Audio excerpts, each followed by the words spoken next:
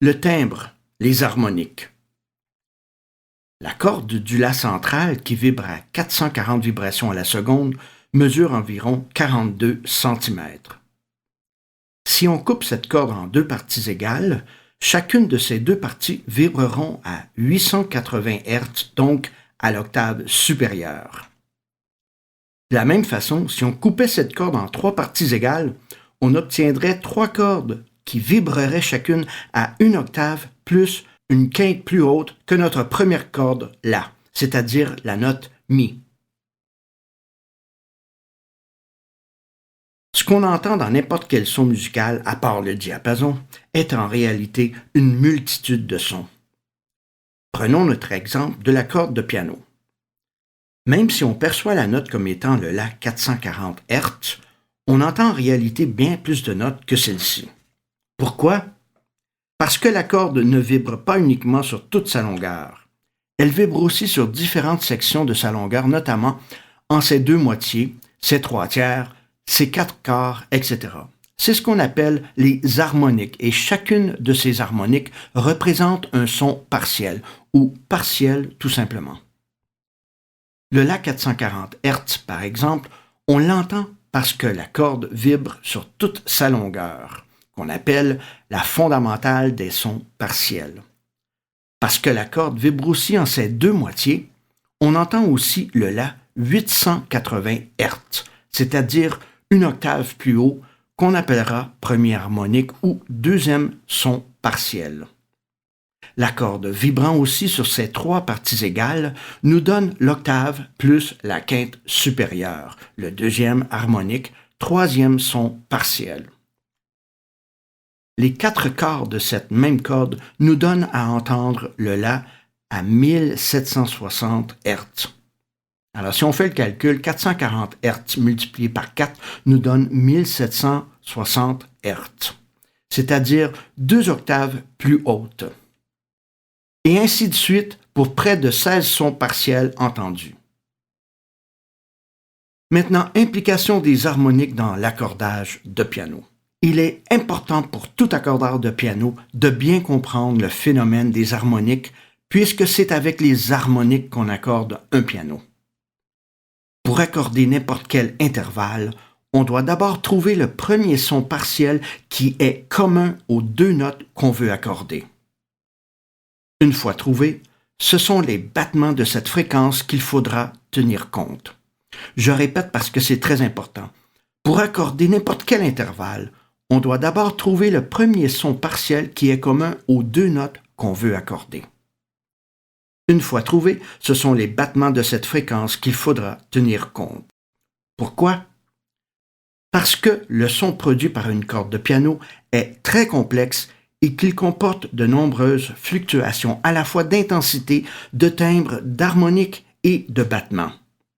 Vous allez entendre des battements à différentes vitesses et sur plusieurs fréquences en même temps, d'où l'importance de travailler avec les battements du bon son partiel, c'est-à-dire de la bonne fréquence.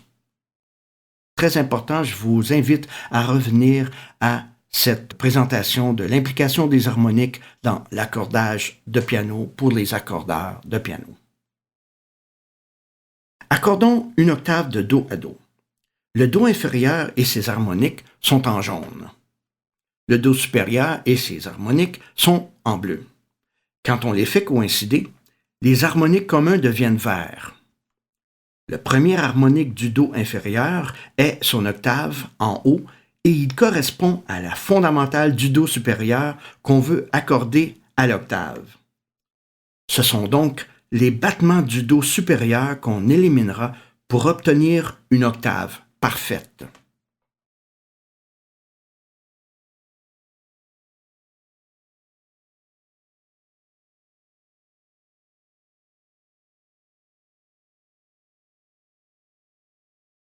Refaisons l'exercice. Le Do inférieur et ses harmoniques sont en jaune. Le Do supérieur et ses harmoniques sont en bleu. Quand on les fait coïncider, les harmoniques communs deviennent verts. Le premier harmonique du Do inférieur est son octave en haut et il correspond à la fondamentale du Do supérieur qu'on veut accorder à l'octave.